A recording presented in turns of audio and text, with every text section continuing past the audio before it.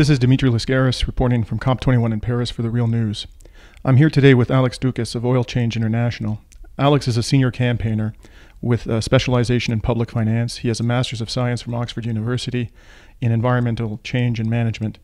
And thank you for joining us today, Alex. Thank you. Great to be here, Dimitri. So I wanted to start by sharing with you an experience I had the other day. I was trying to find a press conference being organized by Carbon Tracker International. I stumbled by accident into a press conference being conducted by 5 parliamentarians from sub-Saharan Africa. The tone of that press conference was dramatically different and much more urgent and dire than what we were hearing coming out of Western leaders and business leaders. And one of the first observations made by the panelists was that climate finance was at COP21 the elephant in the room. Do you agree with that assessment? And if so, what do you think he meant by that? Yeah, I absolutely agree with that assessment. I mean, this deal is really predicated on trying to bring more players into climate action. It's predicated on getting some developing countries as well as developed countries to take action on climate change, even though the rich countries are the ones that are historically the most responsible and the biggest emitters, as well as the wealthiest countries. And so part of the conversation has to be, what can these rich countries do to help poorer countries both adapt to the impacts of climate change and transition away from fossil fuels and toward renewable energy? And a big part of that conversation has to be finance. There has to be money on the table, and we're not hearing a lot about how that's going to be delivered, both toward this $100 billion per year target that was pledged by rich countries in 2009, but also post-2020. After that time frame, there's been very little discussion about what money is going to be on the table to help these poorest countries deal with the consequences of climate change. Are you able to quantify now where we are in terms of the money that is on the table from the rich countries and how that compares to that commitment, that $100 billion annual commitment that you mentioned? Well, unfortunately, because the rich countries aren't very transparent about where their money is flowing and through what channels and what kind of money it is, they've resorted to fairly dodgy accounting practices. So they have their own figure, but it's heavily disputed by a lot of the poorer countries who are around the negotiating table. So they've said that they're well on their way toward the $100 billion. They're above $60 billion a year in climate finance for poorer countries. But they're counting the full value of loans, which they're going to get back. They're counting the full value of export credits, and that's money that is supporting their own industries. So they're exporting their own products abroad instead of building industries in these countries to help them develop economically. And it's kind of perpetuating the same economic inequality we see across countries all over the world. And I think the thing that's frustrating for me is that we know where we can find a lot of this money, because rich countries are throwing hundreds of billions of dollars in subsidies at the fossil fuel industry each year. I want to come back to that in a second, but I just want to flesh out with you what you mean by dodgy accounting. You mentioned loans, for example. At the time they made this commitment of $100 billion annually, was that understood clearly to be outright grants, or was that ambiguous at the time? Was it possibly not understood that some portion of that was going to be in the form of loans? No, it was a range of instruments and from a range of sources. So loans, grants, public and private. But I think what we're seeing now is that because that was so ill-defined at the time, rich countries are definitely trying to take advantage of that. We're seeing that $60+ billion per year that I mentioned that the rich countries are self-reporting in finance. Only a couple $2 billion are in grant-based finance for adaptation. And so adapting to the impacts of climate change is really important. It's very hard to get the private sector to help with that. So that's where a lot of public money needs to be, and that's not where it's going. Okay. And going back to the question of fossil fuel subsidies, you mentioned at a Climate Action Network conference a couple of days ago, which I had the pleasure of attending, that President François Hollande had asked the question at the outset of COP21, how can we price carbon and subsidize fossil fuels at the same time? And indeed, as you discussed at that press conference and explained more fully in an infographic that Oil Change International subsequently released, fossil fuel subsidies are vastly in excess, those being paid by rich countries in particular, to their contributions to the Climate Green Fund. Can you explain a little bit more in detail about what that disparity is? Yeah, absolutely. So the Green Climate Fund is a really important channel for that money that we were just talking about, from rich countries, primarily from rich countries, to help poorer countries adapt to the impacts of climate change and also transition to clean energy. Their total contributions stand at about $10.2 billion right now. When you say they, that would be for the Green Climate Fund, yes. The total contributions, and from those richest countries, which is the G7 plus Australia, that we looked at in our infographic. Their contributions for the Green Climate Fund were pretty meager compared to their subsidies to oil, gas, and coal industries.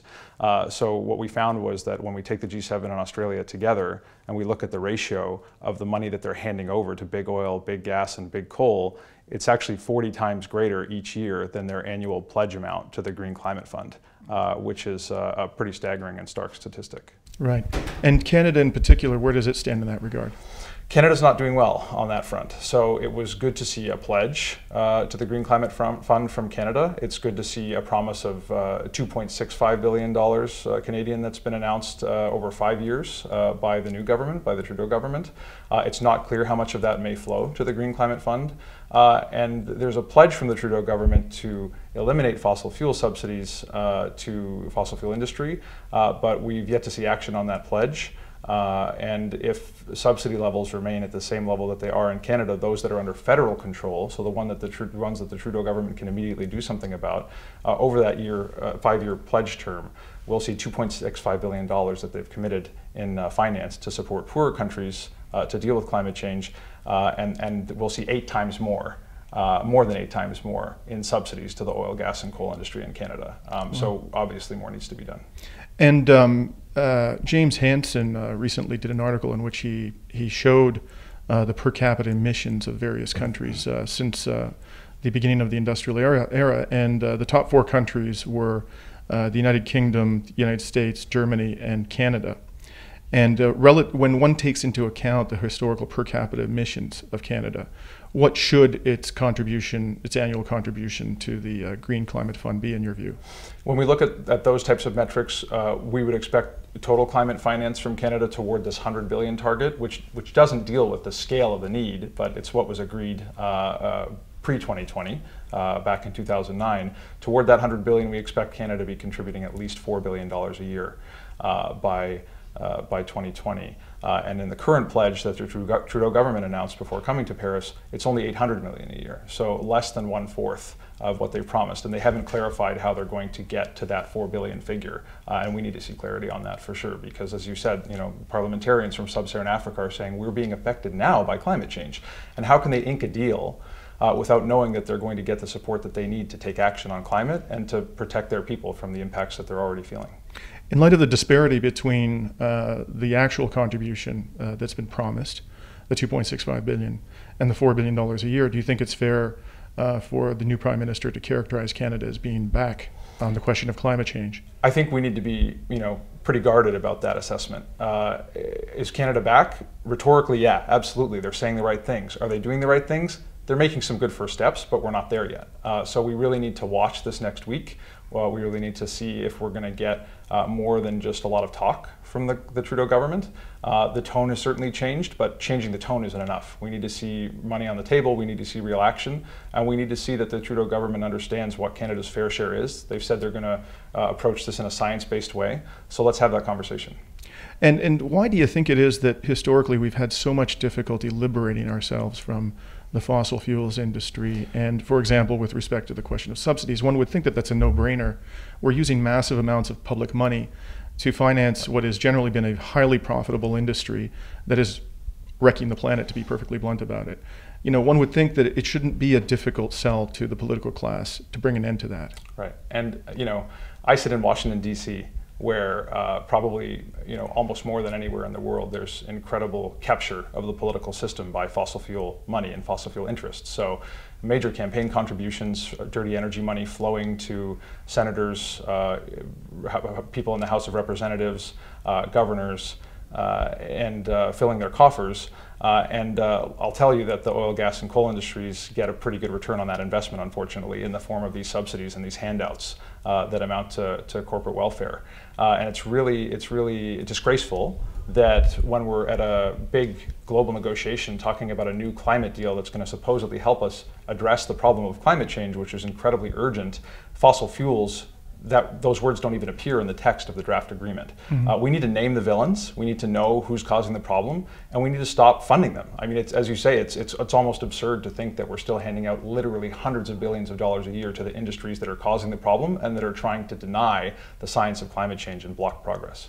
In Canada, however, the role of corporate money and private money in the electoral process isn't quite as extreme as it is in the United States after the United States Supreme Court's decision in Citizens United, which basically removed all restraints on corporate money in the electoral process.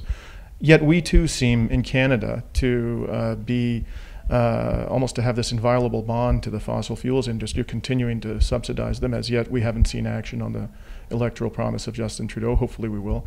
Why do you think that's the case in Canada?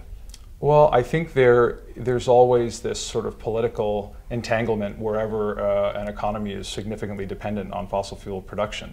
And that's certainly still the case in Canada, not perhaps to the same degree as in the United States. But when we talk about political capture, regulatory capture, we saw what happened to the National Energy Board under Prime Minister Harper. Hopefully those changes will be reversed and they'll actually have power to meaningfully regulate and monitor the oil, gas, and coal industry.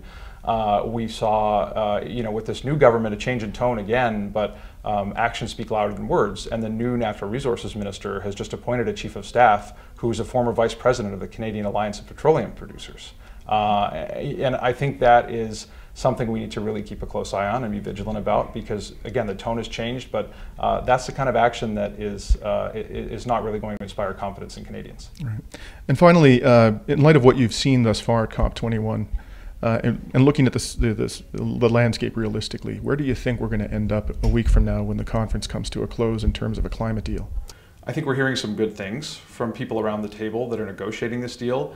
They're more willing to talk about a 1.5 degree target, which is something that would help ensure low-lying island states aren't going to go underwater. They're more willing to talk about that kind of a strong target more than they ever have been before. But whatever we get out of this deal is not going to be enough. It's not going to take us past the finish line. The commitments that are on the table from governments on what they're going to do to deal with climate change are going to blow past even a 2 degree limit. So, we have governments saying one thing and it looks like they're going to do another, which means that we're going to have to rely on people power. We're going to have to rely on the types of wins that we've seen recently with the Keystone XL pipeline, kicking Shell out of the Arctic, and people fighting fracking all over the world. I think people are going to need to step up. We're going to need people in the streets, and that's going to have to be our answer if we have any hope of dealing with this crisis. All right. Thank you very much, and keep up the good work at COP21. Thank you so much. Thank you. And this is Dimitri Lascaris for The Real News.